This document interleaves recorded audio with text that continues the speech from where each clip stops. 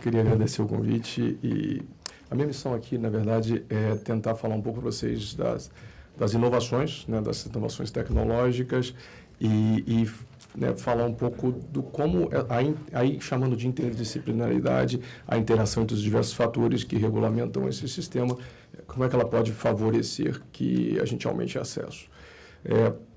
Essa sequência de palestras me favoreceu, né? Como a gente pode ver, avanços são inegáveis, né, em relação ao Ministério, à ANS, à Anvisa, só que o que eu vou tentar passar para vocês aqui é que esses avanços são insuficientes, talvez porque a gente nunca tenha tido um plano nacional de oncologia em que todos esses atores estivessem sentados e discutindo, né, e não foi por falta de esforço individual de cada uma dessas entidades ou dessas porções do governo. E as eventuais críticas que eu vou fazer aqui, né, entendam como autocrítica, né, como o Jorge falou, eu trabalhei no INCA durante 15 anos e em vários programas do Ministério, então, se há críticas, elas também são a mim. Bom, eu vou escolher um modelo, eu sou oncologista que trato câncer de pulmão, e fica mais fácil para eu raciocinar no modelo de câncer de pulmão. Então, eu dividi em duas partes. Na primeira parte, eu vou falar um pouco sobre o que tem havido de avanço no tratamento dessa doença e, com certeza, se aplica a várias outras ao longo do tempo. E depois nós vamos discutir o que nosso grupo vem trabalhando dentro do Instituto DOR na proposição de modelos alternativos que a gente já vinha fazendo, né, dentro do INCA, quando eu coordenava a Rede Nacional de Pesquisa Clínica em Câncer do DECIT, do Ministério da Saúde. Bom, a base do tratamento de um paciente com câncer de pulmão metastático é, há 40 anos, quimioterapia e vai continuar sendo, pelo menos durante um tempo. No entanto, essa quimioterapia, que trouxe grandes avanços, ela também tem graves limitações. E a gente tem observado, principalmente ao longo da última década, uma mudança de paradigma, o surgimento de novos paradigmas que sustentam o tratamento desses pacientes, e é sobre isso que eu vou focar essa primeira parte. E todas essas mudanças, quando a gente vai falar de terapia-alvo, né, de medicina personalizada, que eu vou usar o termo aqui, medicina de precisão, porque ele é mais preciso, vem através de conhecimento gerado desde a década de 60, né, em biologia do câncer, o conhecimento das alterações da célula maligna que sustentam a geração da célula maligna e a sua manutenção. E a partir da identificação dessas alterações em algumas células é possível se desenvolver testes específicos para essa identificação e drogas direcionadas, que são as chamadas drogas-alvo.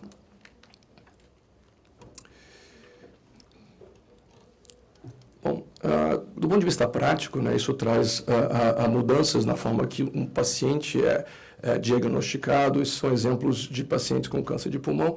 E aqui em cima, né, a gente tem os exemplos de adenocarcinoma, é um tipo mais prevalente de câncer de pulmão, em que hoje, né, chamar ou classificar um paciente como adenocarcinoma é algo muito limitado. Existem, né, segundo dados das últimas 2 semanas, 26 subtipos de adenocarcinoma, e muitos deles são tratados de forma específica com medicamentos específicos. Então, não adianta ter os medicamentos se a gente não tiver a maneira de identificar esses pacientes. Isso traz ganhos reais em termos de sobrevida, né? Não precisa ser da área médica para entender o que eu vou mostrar aqui. Aqui a gente tem, na verdade, a possibilidade do paciente estar vivo, aqui eu tenho o tempo, e aqui são curvas de pacientes em que você não consegue, câncer de pulmão, você não consegue identificar aquela alteração genética específica que possa ser, né, bombardeada por uma determinada droga. No meio você tem aqueles casos em que você identifica a mutação, mas você não tem como expor o paciente à droga específica, situação semelhante à nossa realidade, pelo menos em alguns âmbitos da saúde brasileira. E em cima você tem aqueles pacientes que têm alteração e foram expostos à droga. Então, existe impacto, de fato, não estou entrando no mérito aqui, do dado farmacoeconômico ou mesmo da agregação de valor, como a Raquel colocou. Por outro lado, né, toda essa questão de identificação dos pacientes que têm mutações em vários tipos de tumor, aqui nós estamos falando de câncer de pulmão, ela depende de uma estratégia chamada diagnóstico molecular. E isso, muito do enfoque que eu vou dar aqui, né, vou falar de questões de saúde, vou falar de questões econômicas, porque questões econômicas sustentam o sistema, né? Esse é um mercado estimado em 20 bilhões de dólares em 2020 e é um mercado que a gente vem batalhando, né, junto com um grupo de pesquisadores há alguns anos, porque o Brasil poderia ter protagonismo nesse sentido. A gente tem a inteligência instalada em instituições públicas e privadas para isso, mas a gente vem perdendo o bonde da história. A gente vem discutindo isso há alguns anos, né? Esse é um exemplo de uma apresentação que foi feita pelo grupo há alguns anos no Congresso da Sociedade Americana, em que a gente observou naquele momento, em 2013, que dos pacientes com câncer de pulmão no Brasil, que seriam candidatos a uma estratégia de diagnóstico molecular, menos de 20% deles eram, de fato, testados, juntando saúde suplementar e SUS, sendo que no Sistema Único de Saúde esses números eram menores que 5%. Isso não mudou muito, tá? Houve, claro, avanços, né, principalmente na saúde suplementar, eu vou falar um pouco sobre isso, mas ainda é muito limitado comparado com países como a França, onde 95% dos pacientes são testados. Bom, e se não bastasse esse tipo de limitação no acesso a diagnóstico, no acesso à droga, e a gente não foi capaz, como país, de estabelecer uma estratégia nacional que pudesse enfocar essa questão dentro das nossas limitações, mas dentro das características também da nossa população, ainda se agrega um terceiro, né, paradigma para o bem do tratamento, para o bem dos pacientes, mas que agrega complexidade, que é a imunoterapia. Basicamente, uma estratégia diferente em que são usados medicamentos não para atacar diretamente a célula do tumor, mas simplificando para reprogramar o sistema imunológico do paciente a lutar contra aquele tumor. São exemplos, tá? De novo, pacientes com câncer de pulmão já foram expostos à quimioterapia. E aqui uma comparação entre pacientes que receberam o imunoterápico e aqui aqueles que receberam uma quimioterapia que seria, ou que era até então, o padrão. A grande questão que fica é se, talvez, né, na era da medicina de precisão, se seria possível a gente selecionar esses pacientes e, dessa maneira, garantir maior probabilidade de benefício e, claro, poder viabilizar a incorporação dessas tecnologias. E a resposta é sim, né? Talvez a gente ainda não tenha a estratégia de seleção ideal, temos algumas ainda provisórias, mas que são suficientes, como a gente vê aqui, em pacientes que têm ou não uma determinada alteração, né, o benefício daqueles que têm alteração e que recebem imunoterápico. Então, a gente vai voltar a discutir isso mais no final da apresentação. E qual é o potencial desse impacto? A gente volta àquele gráfico anterior da terapia-alvo, né? Talvez quando a gente fala de imunoterapia, a gente está falando assim, e quando a gente fala da combinação de imunoterapia com outras estratégias ou combinação de diferentes imunoterapias, a gente estaria falando de uma curva dessa forma, ou seja, uma possibilidade real de uma cronificação do processo em alguns pacientes, em alguns cenários específicos, com benefício inquestionável. E não adianta, né, como país e aí em todas as instâncias, a gente dizer que isso não está acontecendo, porque hoje, né, na época da era das redes sociais, do acesso irrestrito à informação, isso está em todo momento na imprensa, né? Então, os pacientes chegam para nós médicos hoje, não perguntando, mas já afirmando aquilo que eles gostariam de ter acesso. Então, essa complexidade e acesso à informação não pode ser negado, e eu acho que ele é muito bem-vindo. Não adianta a gente fingir que não está acontecendo. Então, posto isso em termos de cenário, né, da complexidade muito bem-vinda de novas tecnologias que têm impacto real na sobrevida, na qualidade de vida dos pacientes, vamos tentar contextualizar o que pode ser feito nesse sentido como estratégia. Então, o que eu vou focar aqui até o final dessa apresentação é a nossa falta de estratégia como país para lidar com esse tipo de situação. Bom, esse é um exemplo em números, né? É um slide gerado por uma colaboradora minha do Instituto Dan, a Luciene.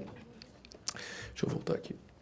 Mostrando as diferenças ou a evolução, né, em termos de custo do tratamento de pacientes com câncer desde a década de 90. Tá? Então, isso é basicamente pacientes com câncer de pulmão. E a gente parte de números inferiores a 5 mil para algo em torno de 35 mil em 2016. Isso de uma forma bem arredondada, bem pouco trabalhada, só para vocês terem uma noção de grandeza.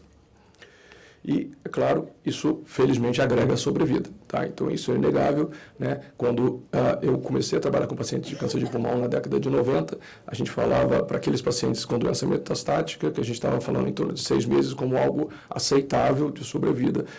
Os últimos estudos mostram para populações ou subpopulações específicas de pacientes com câncer de pulmão sobrevidas acima de 25 meses e subindo, felizmente. Isso não é a discussão desse tipo de agregação de tecnologia e, consequentemente, essa tecnologia traz agregação de custo, não é uma discussão só nossa, né? Em 2015, houve uma mudança importante na postura da Sociedade Americana de Oncologia Clínica, que até então nunca tinha discutido aspectos econômicos durante o seu congresso. E nesse congresso específico, o presidente da sociedade trouxe a questão do custo, né? E, de alguma forma, colocando o dedo na ferida e questionando a indústria farmacêutica, não no sentido da sua função, né? São empresas privadas, mas chamando-as para uma parceria para que a gente possa tornar esses tratamentos mais viáveis no futuro.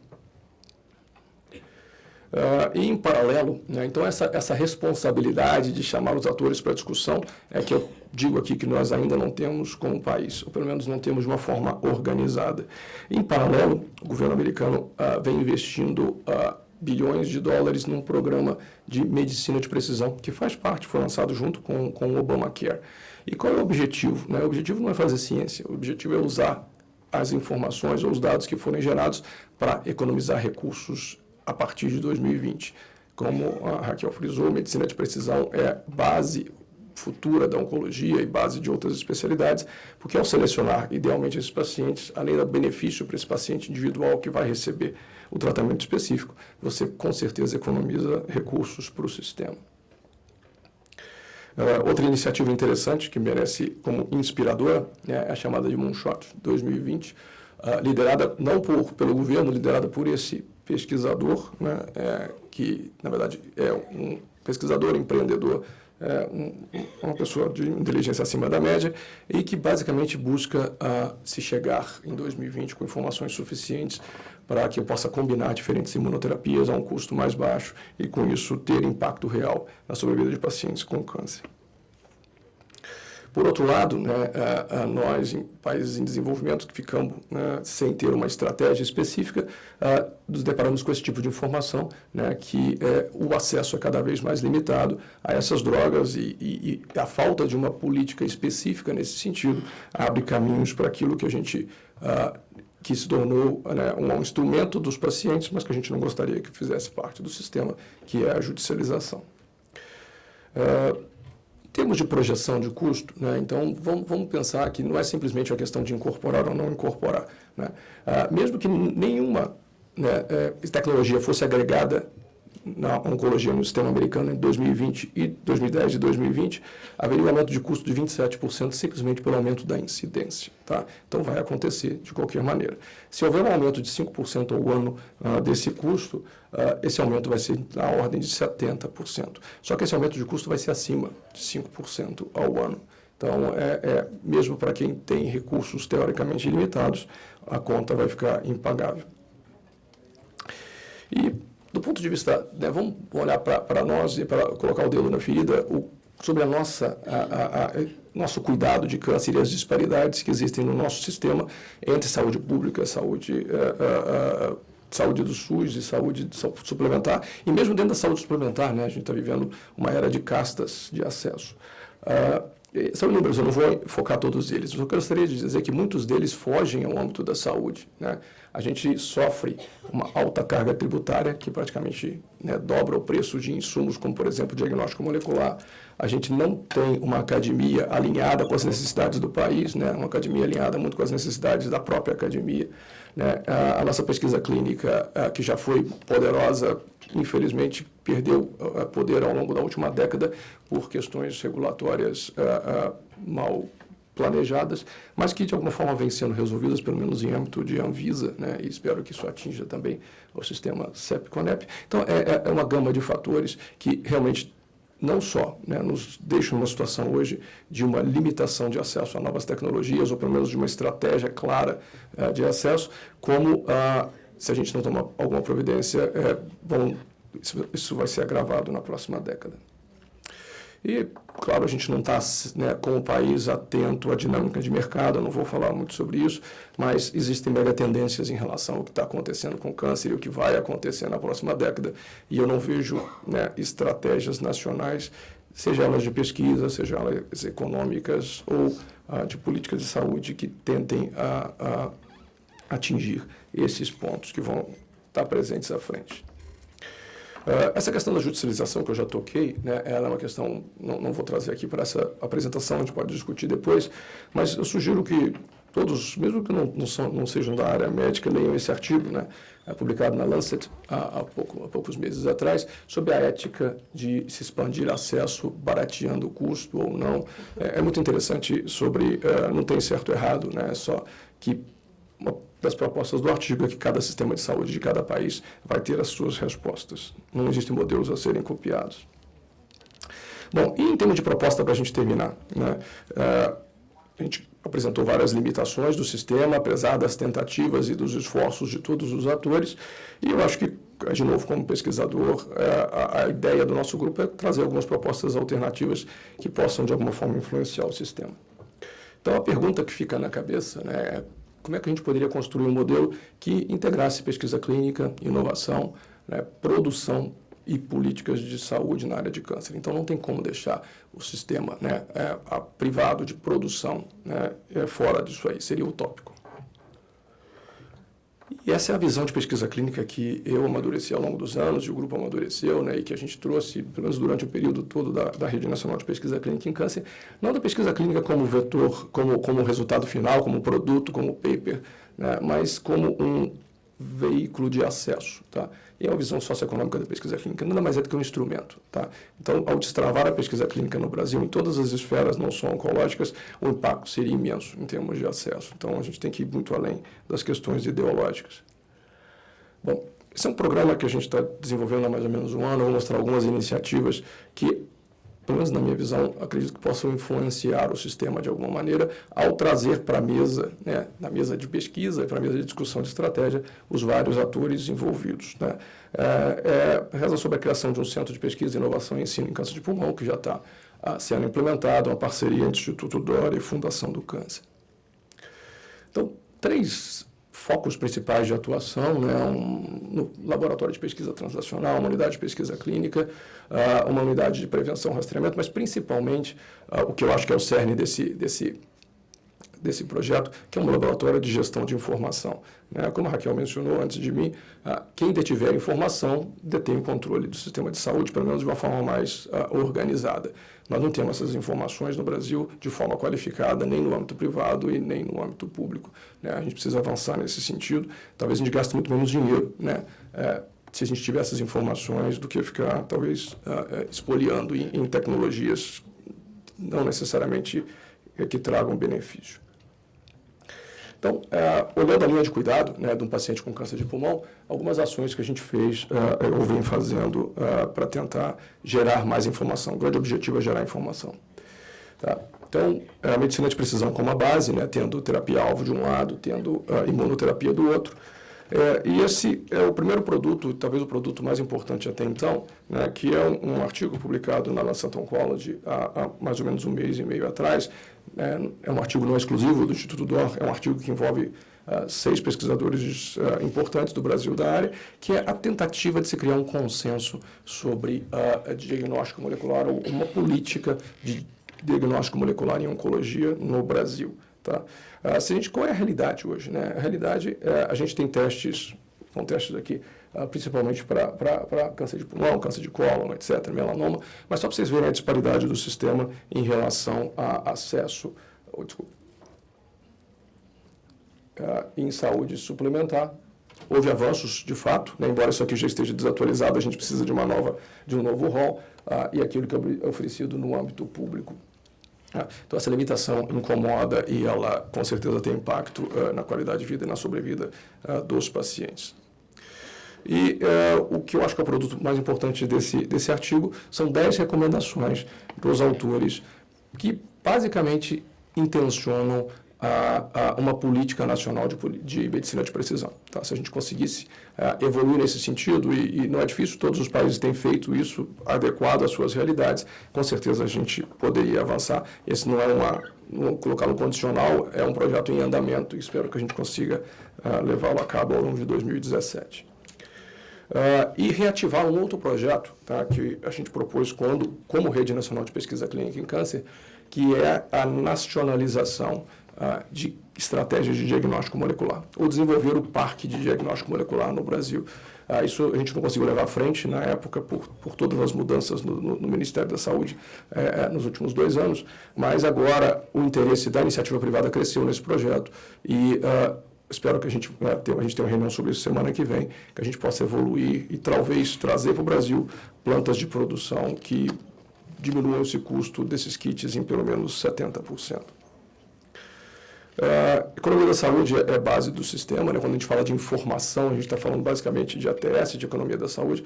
A gente tem feito alguns estudos interessantes e vale ressaltar que o financiamento desses estudos é 100% privado, né? A gente não pleiteou a verba pública para isso, até porque a verba pública de pesquisa é algo em extinção no Brasil nesse momento, mas o objetivo aqui é gerar uma informação sobre o custo do câncer de pulmão no Brasil. A gente não sabe quanto custa essa doença, fica difícil fazer planejamento.